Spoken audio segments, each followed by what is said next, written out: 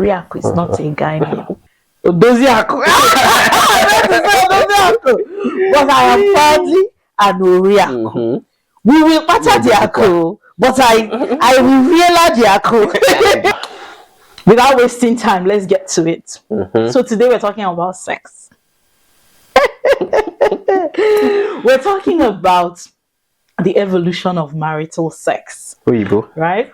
And when I talk about marital sex, I'm talking about sex between a husband and a wife, between partners. Okay? And have I mentioned we're talking about sex today? Like 3 times.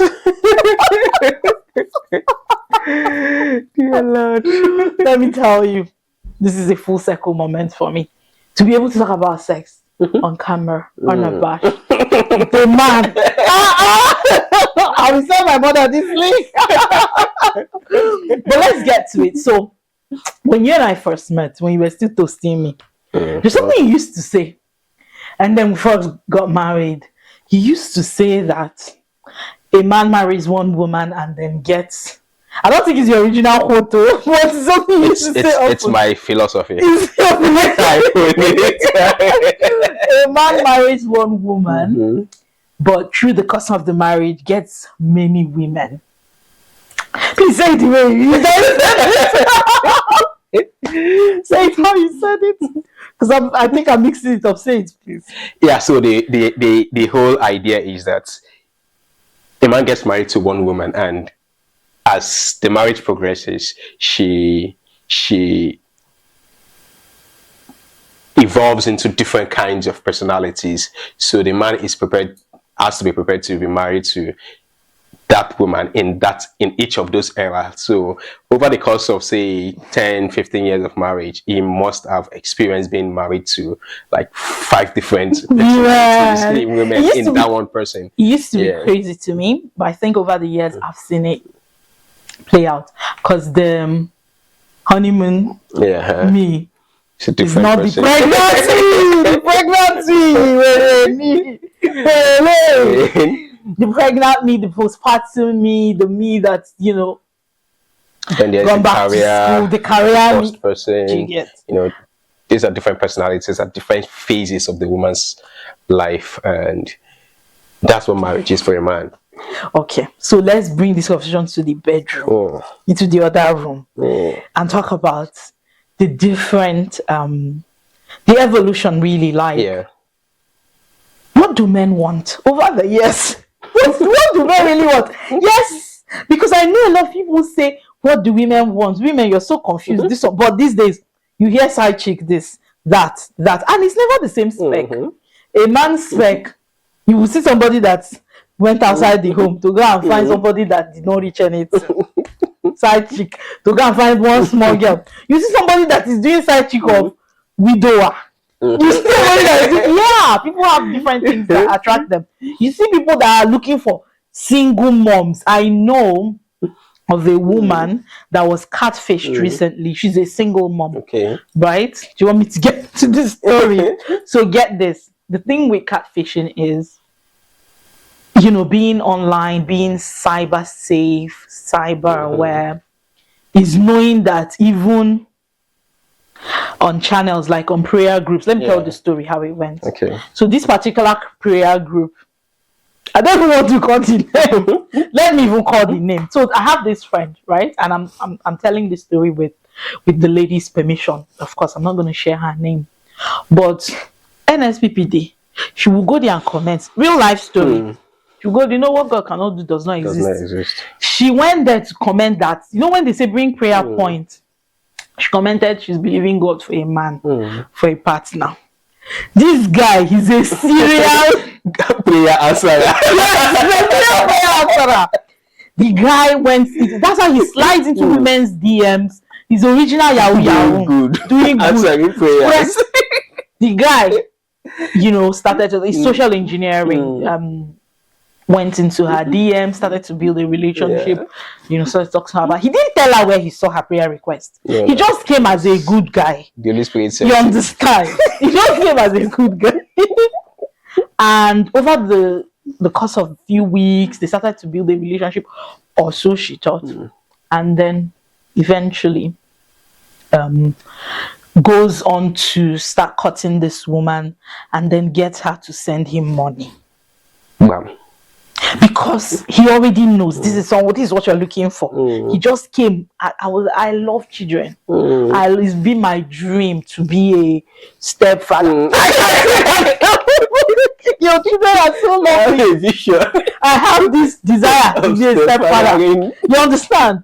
And got into her this thing, and then sometimes he will ghost her and say, I'm offshore. Sometimes 2 weeks later, I'm back. I'm offshore, I'm back.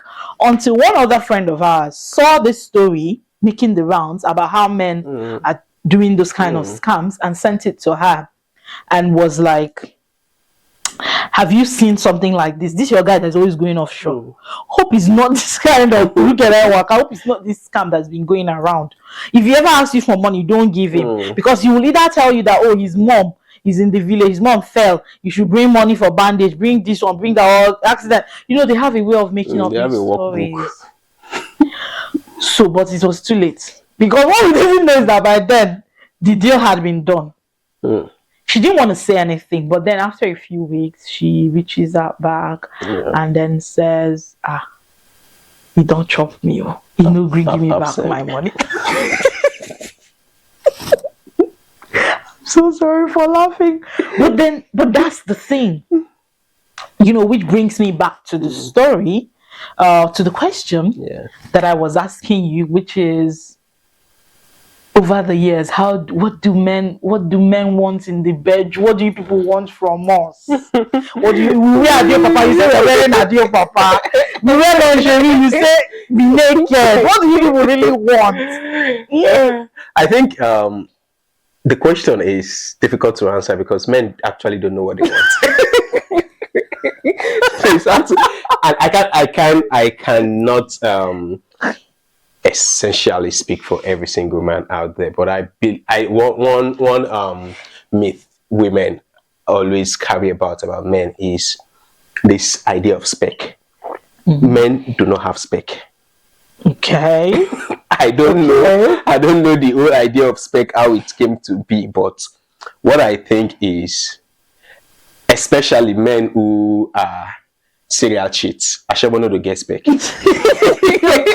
Thank you for redefining that. Because I was almost sure that men have spec. I can off the top of my head. So, but if you're trying to explain a man who is sleeping around with the idea of spec, I think it's wrong, because all he wants to do is to just do what he does. You know, he's not thinking of spec. Some are methodological about it, like this your guy in your story. He has a target. He knows who he's targeting. He knows his victim. Now is bordering on psycho. But it's such a sad story. Yeah. He lost quite a lot of money, of course, and she started to then pressure him to get some money back. Otilo. Otilo is gone. That was the end of the whole thing. She just counted her loss and just. Yeah, but going back to your question about what do men really want when it comes to sex, I think the question would be personal. Different men have different things they want. There are men who, for example, you know that. We want what we want. Some people have what they want. Some people have different. They want. Men are just as diverse. Men are not a monolith in anything, let alone sex. They are diverse in their tastes, in their desires, their what they call fantasies, and all that. Sexual, you know. Yeah, I know. I get you, but I think you found a way to just meander around this question. No. I said if I get you on my podcast, I'll be pressed until I can find something that I'll be pressed until I find something I can hold on to for the next 1 year. So the evolution gone. As a woman begins to mature, as a woman goes through, changes, pregnancy, postpartum, and all of that, just from a man's perspective, can you shed a bit more light on how, even in our own marriage, on how men manage like the different phases of a woman? And I mean this actually because the reason I ask this is I have friends, I have girlfriends, I have people who, you know, I talk to my friends, they talk to me. I'm on social media, I see, you know, what people talk about, and I think one of the most consistent things is this feeling of not knowing what to give of yourself per time. How to please. Yes, how to please your partner. Let me give you an example. A woman, she's all she can get it. She can get it, right? And then you have a baby, there are changes. I can talk from a woman's perspective. But what I want to know is, as a man who's in a relationship, you have a wife, she's pregnant. How do you begin to navigate sex with her? What do you want to see? As a man, you have a wife, she just put to bed. How do you begin to navigate that? As a man, you have a wife, she suffers a loss. It can be any kind of loss. It can be like workplace, economic thing. It can be like a miscarriage. Like, how do you keep coming back? How do you reintroduce the sex when in a sensitive time? As the woman changes, how do you keep coming back? And I know this is not the typical, it's not an easy question. But I think it's something you might have a thing or two to say. I think so. So basically, it's about being sensitive and being a husband. What husbands do, doing it well, and what do husbands do? They care, they protect, they nurture, they look after their people. So I think the sex is very important and essential. However, the sex cannot be the approach. The first thing, if for a husband or a woman in that kind of phase, either like you said, in the transition, so where sex becomes a sensitive thing to reintroduce, because as a result of the transition or whatever caused the transition, sex had been paused, and then knowing to reintroduce it, to come back to bring sex back to the play, I would be about the man helping the woman becoming herself again, getting her back to her happy self, making sure her life is easier again, her life is happier. Whatever has been the burden on her is reduced to the place where she can think of sex again. And that, I think, that is the most important thing a man has to do for that in that aspect. Once he's doing it, once he's being kind, this showing human kindness to this person, to his wife, once he's doing all that should be done, sex on its own, comes back by itself, So it's about sex never comes back by itself. Somebody has to make a move. And somebody has to make a move. Somebody makes the move. Now the wisdom there is to know, is to make somebody has to make a move. I know I'm saying it like this. The wisdom of a man is to allow her make the move. There you have it. This is why I've been pushing you. Because you said butter her enough so that she becomes bold and excited enough to make the move. If it's becoming a sensitive issue that you don't know when to come and make the move, because you don't know when it's too soon, or you don't know when she's in the mood or whatever, the idea is be kind to her, be a nice man, be a cool, loving husband, and eventually when she gets to the point where she feels like it's okay to get sex back, now she go bring her, now she go tell you, say, my lord, I offer this to you. I offer this. Yeah, there we go. You get, and that's just a good balance. A little missionary for my lord.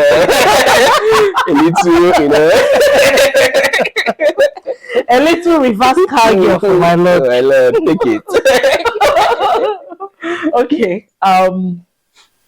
So your recipe is kindness. Yeah, kindness. Be nice. Be a good man. Just be the good guy. Good man. And then she comes around. Girls love good guys. Well, girls love bad boys though. But not in marriage. I think I agree with you. I think I agree with you. I think in marriage, I mean, for me, that's what gets me anyway. See, knowing that your partner cares. Yeah.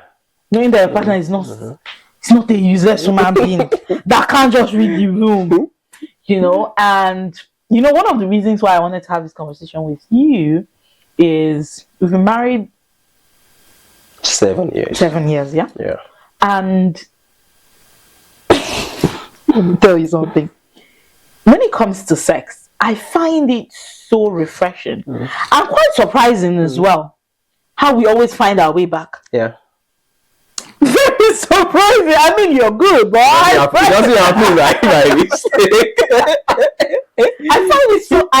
There was one day he went to work in the morning. I say, Father, I bless you. Father, I thank you. Because the ministration on that morning, it was not something I had. It was a time when I was sick for a long period of time. I was so sick that, do you know that I was like, God, hope I will still have sex again. I was that sick. It was that bad. God punish sickness. And then we found our way back, and it was like the beginning, and it was just the both of us. And it's not like it's something that we talked to a therapist about. Although I do think, you know, people should speak to sex therapists if they struggle. I think so. I'm a firm believer and stuff like that. Me too. I know what you believe in. I know what you believe in the truth. Let's not even go there. But the fact that we keep finding our way, that's why I decided to ask you this question, how you do it. Because, like you said, you do it so that the woman presents it. I've always wondered, how does he do it? How does he do it? That guy said, God, you are too faithful to fail me. I say, well, Lord, how is this man doing this thing? It's refreshing. Yeah. It's one of the, because me, I won't lie, getting married, one of the things you're having sex with the same person for the rest of your life if you're a faithful partner. And it's one of the things I always wondered, doesn't it get boring? Because me, I like to have fun. I'm an adventurous person. I like to have fun. I like to switch things up. I like to, you know, if I didn't have a family, if I wasn't married, I would be a traveler. I would belong to a nudist community. That's me. I'm an adventurous person. So, you know, keeping it fresh over the years. Thank you. I know your secret now. So when you are being nice to me, I know you're trying to get into my pants.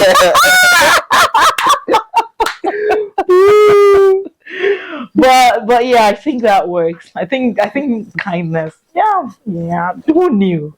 I thought you used to put something in my food. No. We have always. Okay, so there you have it. If your wife is not delivering her polling units, you know where to touch, you know what to do, Just be doing like I don't even care. The sex, leave it. Let's just be a good husband. I provide, I protect, I do every good thing. You know. Anyway, for someone who we've gone through pregnancies, we've gone through miscarriages, we've gone through relocating, you know, abroad. We've even had months where we didn't, you know, see each, we could not commune, and we survived. Glory, hallelujah. You know, to still be here and to still have a vibrant sex life. Well done.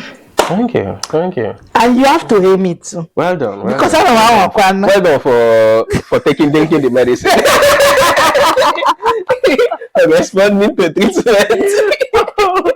I mean, I really hope it's something that somehow people, married couples, find their vibe. Yeah. You know, it's a lot of things. Like you were talking about having having one partner for the rest of your life and having sex with them, only them for the rest of your life, and maybe it's Keeping it fresh. keeping it fresh.